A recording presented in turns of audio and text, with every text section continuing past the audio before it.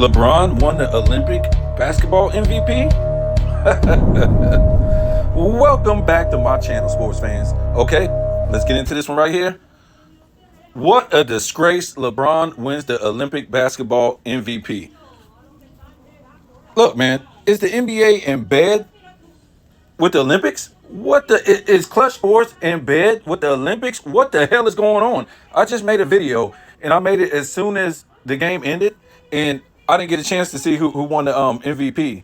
But man, I told you while I was making the video, I saw Dwayne Wade on there. I saw them put up LeBron's stat line, because that's all it is. It's a stat line. It's never real impact. It's never clutch shots. It's nothing like this. So while this guy basically did dunks and layups and turned the ball over at a high rate the entire Olympics, and he got his little assist because he was the point guard, and Halliburton's the best point guard in the league besides Curry. I don't really consider Curry a point guard, but Halliburton, who they didn't even let play, okay, is a joke.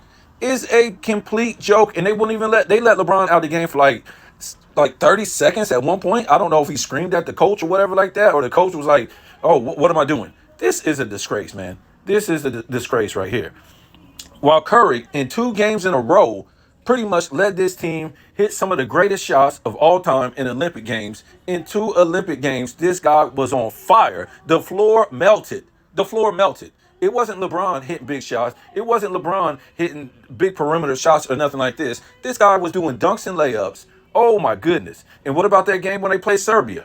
Kevin Durant. Okay, Kevin Durant was on fire, right? They had to bring Kevin Durant off the bench in some of these Olympic games just so the United States could have backup, because LeBron wasn't going to bring him back in the game.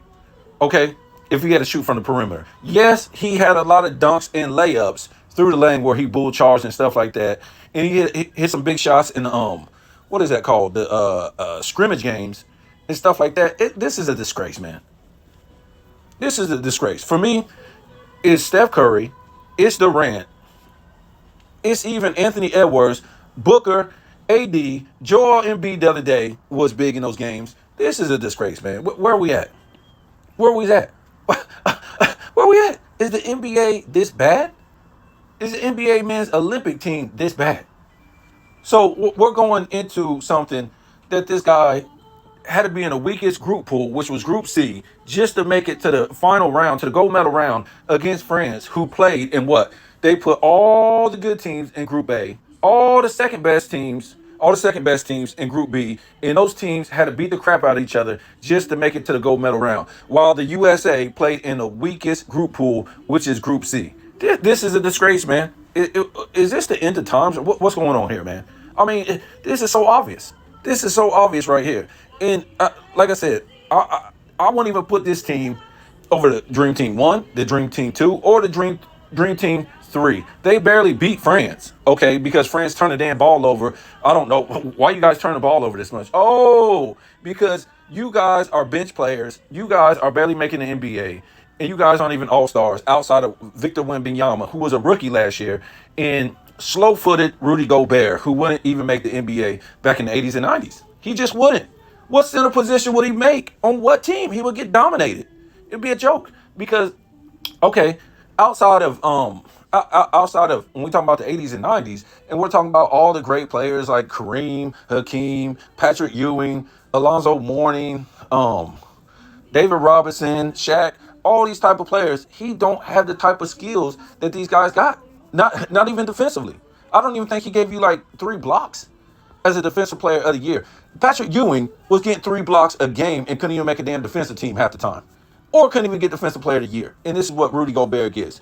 It's a lackluster league, right? When your best player, LeBron James, plays no defense, hasn't made a defensive team, even a second defensive team in a league full of skinny 3-point shooters, he can't even make a second defensive team in his 30s, right? And we went over this the other day about all the players that made either a first or defensive team since 2015. It was a joke. Where was LeBron? So you're trying to tell me at LeBron's position, what, small forward? I don't know why he's a small forward. You ever seen a small forward that big? It's a joke. All these players in front of him that made a defensive team, a bunch of nobodies for the most part. that made it at small forward, and he couldn't make a defensive team since 2014. That's the last one he made was his second. Look, man, that's what you get, Kevin Durant. That's what you get, Curry. I don't even know why Kevin Durant went to these Olympics. This dude won a gold medal without this kind of talent. He was basically playing with guys on the level of what they had on the 2023 FIBA team that lost. The only difference was Kevin Durant brought the medal home, right?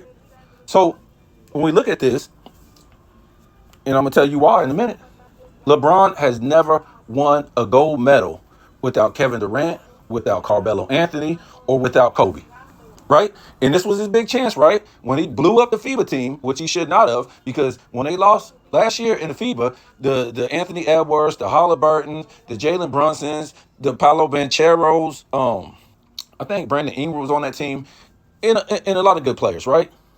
That team, all LeBron had to do was take them under his wing, right? And say, let's go do this. Well, you got the next Michael Jordan, right?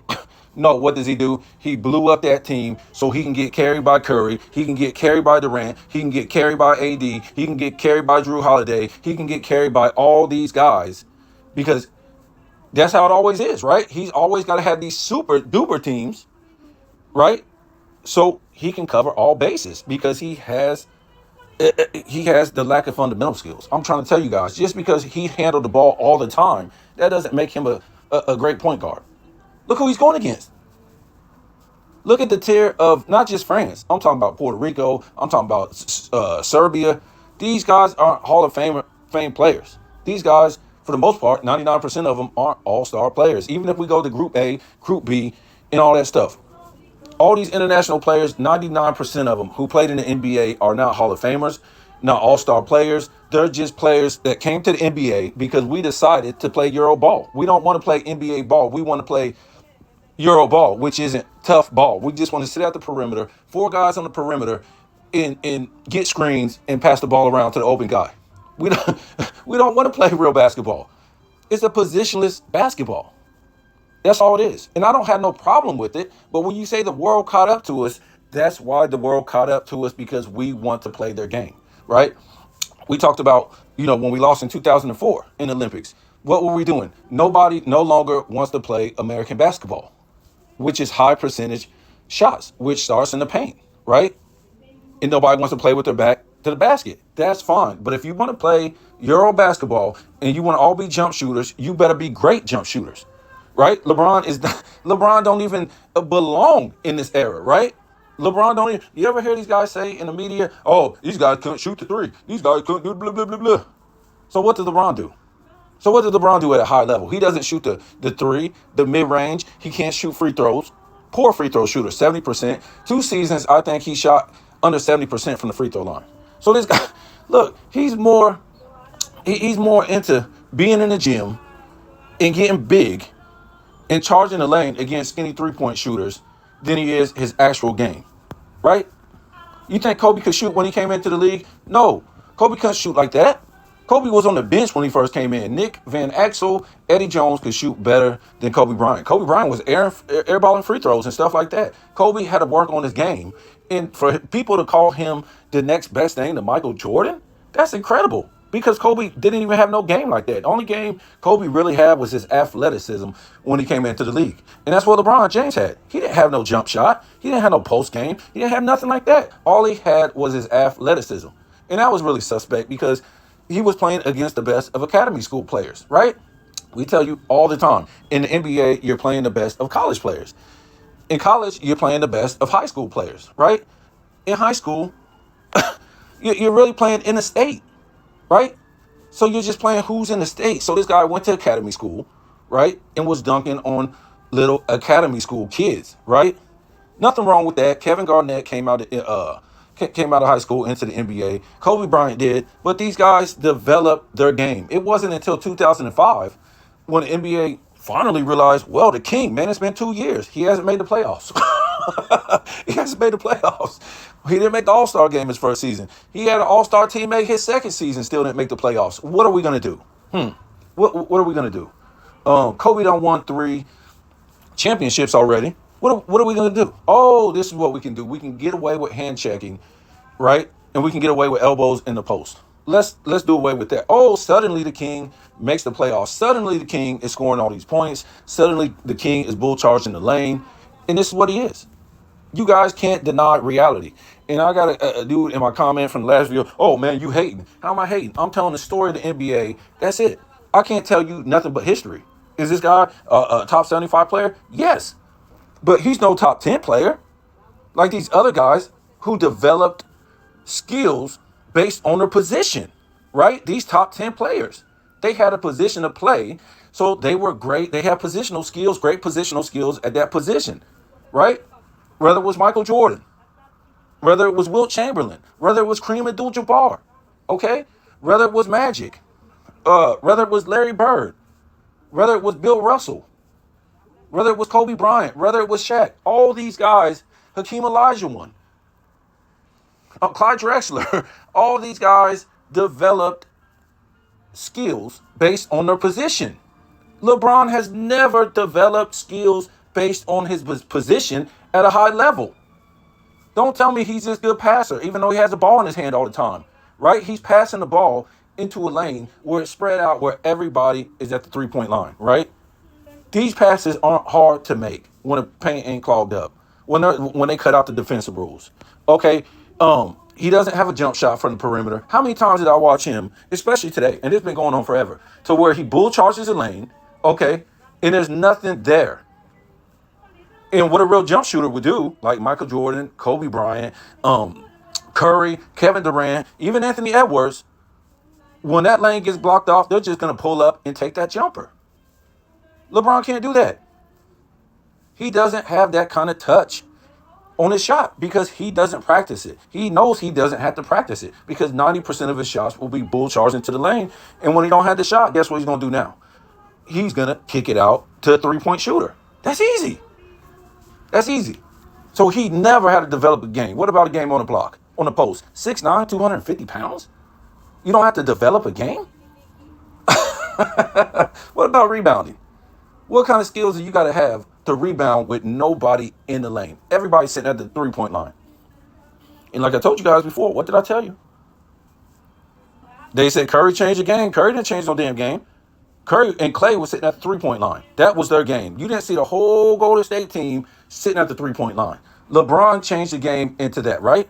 When you go look at, even when he was back at Cleveland, he spread everybody out to the perimeter by the three-point line. So he can bull charge the lane from the three-point line.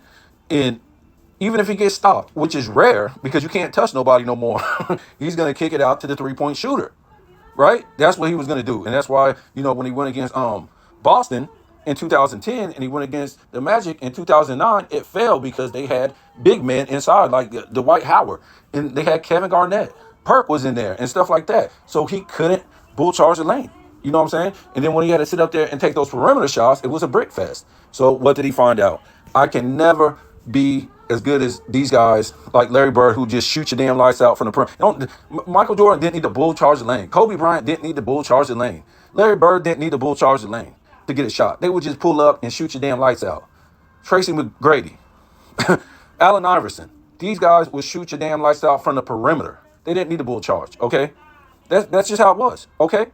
And common sense is going to tell you, like Mike knew, okay, I can't go to the lane in the second three-peat. I can't go to the lane like that. The pace slowed down. It was more defensive league. I can't be going in there and taking those hits and stuff like that. Even though he might get the foul, you can't keep taking those hits, okay? Because nobody's just going to give you an easy lane to do dunks and layups, you know what I'm saying, in that second three-peat. So what did he do? He became more of a perimeter shooter, right? And that's when we was like, man, this guy is the greatest shooter of all time. Not that he wasn't killing it from the perimeter in the first three-peat, because he was. It's just mind-blowing the shots that this guy hits from the perimeter. It could be a fadeaway, a face-up, falling away, up and under. It's crazy. While pump faking and doing these shots, it's incredible. So LeBron never developed a game. He never changed his game to where, like, okay, I'm older. Let me go ahead and change my game. Let me become a jump shooter. And we even seen that with Kobe Bryant too, right? And when we saw the second half of his career from 08, 2009, 2010, 2011, he became more of a perimeter shooter and killing them. You know what I'm saying? That's why we say he was the next Michael Jordan. And LeBron He never had to do this because the game got easier. The guys got smaller. He got bigger. More guys out on the perimeter, guaranteed. Because, like I told you, he started this perimeter game to where he could bull charge the lane. And then, to me, I think the NBA accommodated him, right? By putting everybody out on the perimeter. So everybody's playing the same game. So it seems like it's a fixed game to me, right? Because when we look at the 80s and 90s, everybody had their style of offense, whether it was a triangle, the Princeton, whatever you wanted to run to be a great team. That's what you ran. But this NBA is the same damn, what do you want to call it? It's the same style. Everybody's sitting at the three-point line. It's a luxury game to where there's no bump and grind, there's no physicality and stuff like that. And if you want to play that game, that's fine. Because I'm looking at these guys, they're jump shooters, right? And they're good jump shooters. A lot of them, but a lot of them really ain't though. don't. We'll see some games, right? It's an embarrassment, right? They'll shoot maybe like 10 for 30 from the three-pointer, 9 for 30. Sometimes they shoot 19% for the game. Some of these teams, they'll shoot 29% and then 30%. And then some games, they'll shoot 50 and then 40. So it's not like they're these great shooters. They just take so many of them. It just makes you look, oh man, they couldn't do this back in the 90s. They wouldn't want to. That's what made the NBA popular. And it's why the NBA is falling off the map, because we don't recognize American basketball no more. These guys want to play the easy Euro style type of NBA. And look, man, the NBA is in trouble.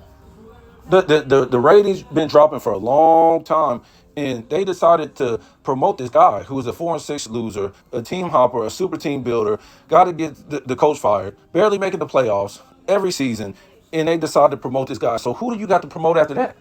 Who are you going to promote after that? Who are you going to promote after that? You didn't promote Curry. You didn't promote Durant. Why? Why? Because this guy can get a stat line and lose? It's just crazy, man. It's just crazy. A stat line is underwhelming. 27 points and 90% of it is on dunks and layups, while the rest of the league is perimeter shooters. 7 assists. I mean, that's good. It's not great. It's not upper echelon. with the Steve Nashes, the Chris Pauls, the Jason Kidds, the Magic Johnsons, these guys, 7 rebounds. That's underwhelming for a guy playing in the skinny three-point shooting era, and he's the biggest guy size-wise at 6'9", 250. So his stats are just like, they're not great. He has 1 more rebound than Michael Jordan. Has 2 more assists than Michael Jordan, who never, 99% of the time, if you're watching the 90s, never brought the ball up. This guy played in the offense, got the ball and shot it. He didn't dribble it 100 times, shooting perimeter shots. After all these dunks and layups, it took Michael Jordan to come back to the Wizards, and now his field goal percentage is 49.7, which it was when he retired from the Bulls after 13 seasons. It was 50.5, right? 50.5. 50.5. That's what LeBron's field goal percentage is now with all those dunks and layups. 50.5. It just he shoots a better paint percentage than Shaq. Shaq is like at 63 in the paint. LeBron is at 67. That's incredible. So if this guy is at 67 in the paint, and his overall field goal percentage for his career comes down to 50.5, what does that tell you? He's a horrible shooter outside the paint. Especially in the era where you guys say, oh, this is the greatest shooting era of all time. Yeah, this is horrible, man. So now what do we got to look forward to next year? Oh, he won the gold medal. He won the MVP in the Olympics. He won the in-season tournament. Now he's going for another in-season tournament and another in-season tournament MVP, which he didn't deserve if you saw the numbers that AD put up. Like, these guys are getting cheated out of MVPs. So Kyrie put up 29 something points per game. Was it 29 or 27? He hit the game winning shot in the 2016 finals, and LeBron gets the MVP. So imagine if LeBron would have hit that shot, and he would have got the MVP. I mean, this is just crazy, man. This is just crazy, man. You can't even take this thing too serious anymore. And for Kevin Durant and Curry and the rest of these boys, I guess you guys just care about money and fame more than anything. It's just crazy. I don't even know why you went out there and you put on all-time great performances in a type of offense, in a type of style of play that the NBA wants to play for for a lot of these Europeans who don't even deserve to be in the NBA, and they wouldn't in the 80s and 90s. You're playing their style of basketball, but LeBron couldn't play their style of basketball and hit these big shots from the perimeter, and he gets the MVP. What did you guys go out there and do this for? What did you guys go out there and save this guy and get him a gold medal for if this guy's getting the MVP?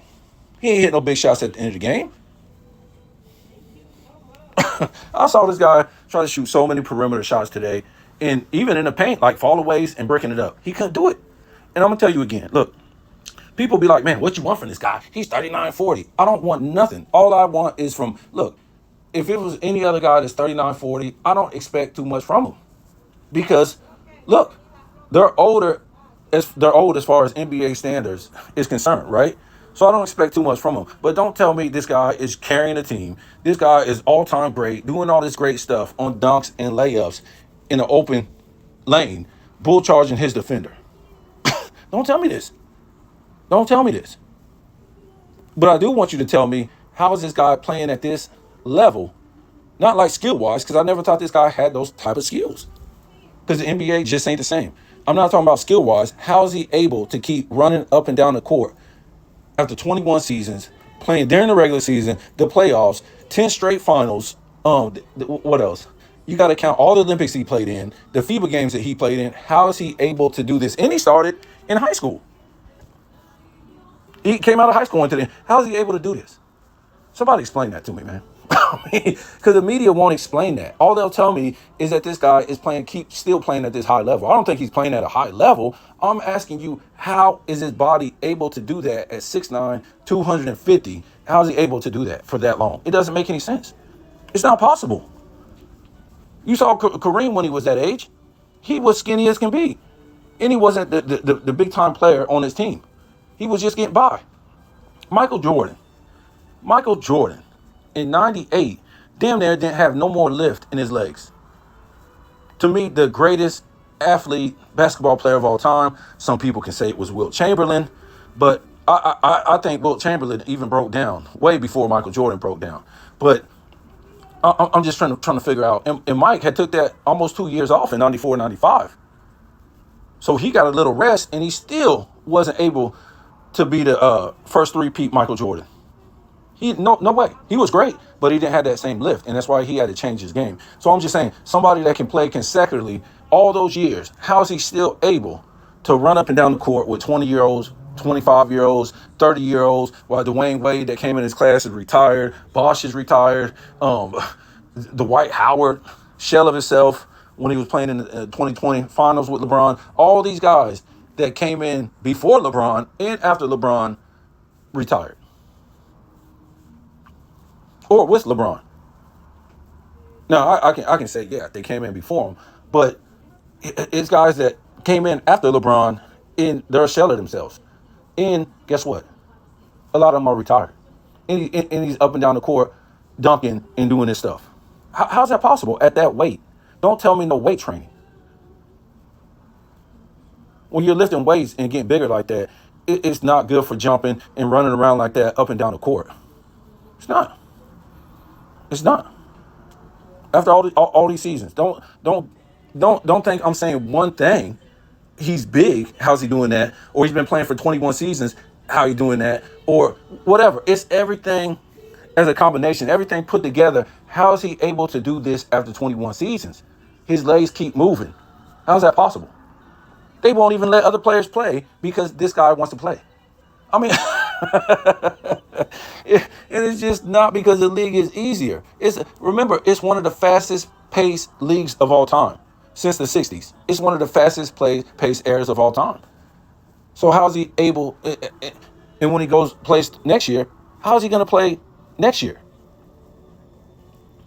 And I don't want to hear nothing when this guy don't make the playoffs, okay? Because if he don't make the playoffs, guess what? He wasn't playing for his contract, which he got another max contract. He wasn't playing for the fans. He wasn't playing for championships. So if he don't make the playoffs, I don't care about no play-in. If he don't win a championship with AD, who made a defensive team, and he was all NBA. Look at this. This is how weak this area is. AD was the only player, if I'm not mistaken, that's what I seen. He's the only player to make an All NBA in a defensive team. Correct me if I'm wrong. That's what I heard. And if that's true, what are we talking about? We're talking about this era is better than the 90s and the 80s? Come on now. That I just can't even imagine that. Michael Jordan at 35 made an All NBA first team and All NBA first team defensive. And I think Scottie Pippen did, and some other players. And come on, man. You tell me your superstars aren't making a All NBA defensive team in an All NBA team? Only one superstar did. Look, man. Like I said, don't come at us next year when these guys miss the playoffs. And when you're taking a max contract, your expectations is what? Winning a championship. If your expectations on a super contract isn't winning a championship, then guess what? You're just playing for money. Okay? You're not really there for the fans. You're just there for money. And I don't know why this guy keeps playing for money. He's supposed to have $1 billion, right? He should have been the last person to raise his hand to go to the Olympics this year. Because he already got 2 gold medals, but he wanted to up Michael Jordan. But let me tell you this. Michael Jordan won 2 gold medals. It wasn't in the Olympics. One of them was, but he won 2 gold medals before he even, no, he won 3 gold medals before he even came into the NBA. 3 gold medals, right?